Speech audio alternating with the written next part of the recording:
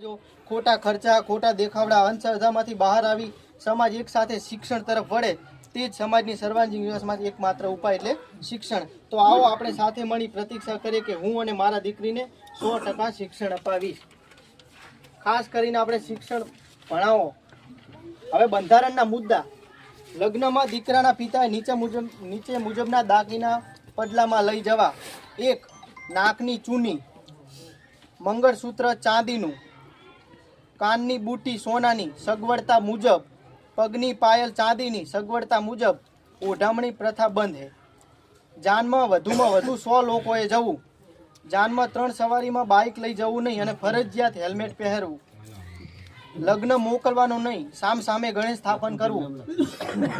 દીકરીના પિતાએ ફક્ત 11,000 થી 21,000 નો રસોડા સેટ આપો। વાસણની ઢાલ પ્રથા બંધ। કન્યા પક્ષ લગ્ન વખતે બ્યુટી પાર્લર માટે બહારમાંથી આવતી બહેનોને લાવવાની નહીં, સ્થાનિક બહેનોએ કન્યાને તૈયાર કરવાની રહેશે।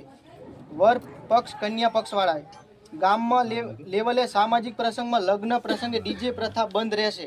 ડીજે લગ્નમાં પ્રસંગ જાનમાં સામસામાં લઈ જવા પર સંપૂર્ણ પ્રતિબંધ છે। એન્ટ્રી પ્રથા બંધ। જન્મદિવસની ઉજવણી બંધ। સાદાઈથી ઘરે ઉજવણી કરવી, કેક કાપી સાઉન્ડ વગેરે પાર્ટીઓ બંધ। શિક્ષણ કાર્યમાં દાન આપવું। સગાઈમાં ફક્ત 5 થી 25 લોકોએ જવું। ઓઢામણા પ્રથા બંધ।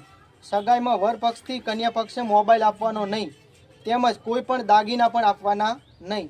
ચાંદલા પ્રથા બાબત લગ્ન કે અન્ય પ્રસંગે દીકરી તરફથી કોઈ પણ દાગીના લાવવાનો નહીં, ફક્ત 500 થી 1000 નો ચાંદલો કરી શકાશે, તેથી વધારે નહીં। મૈત્રી કરાર તેમજ ભાગીને પ્રેમ લગ્ન કરનારને સમાજે સ્વીકારો નહીં, જેને સમર્થન આપવું નહીં। મૈત્રી કરાર હવે પછી નહીં થયું ને। તો આપણા બંધારણના મુદ્દા છે, આટલા મુદ્દાનું પાલન કરવું। અને ખાસ જાનમાં કોમણ લઈ જવું જાનમાં ઈ નહીં આવી લાગતું એ જ નહીં, હવે પાછળ લખવાનું ના, એ લખશે જ નહીં। દેશનું દારૂ જાહેરમાં ના લખાય, એ શું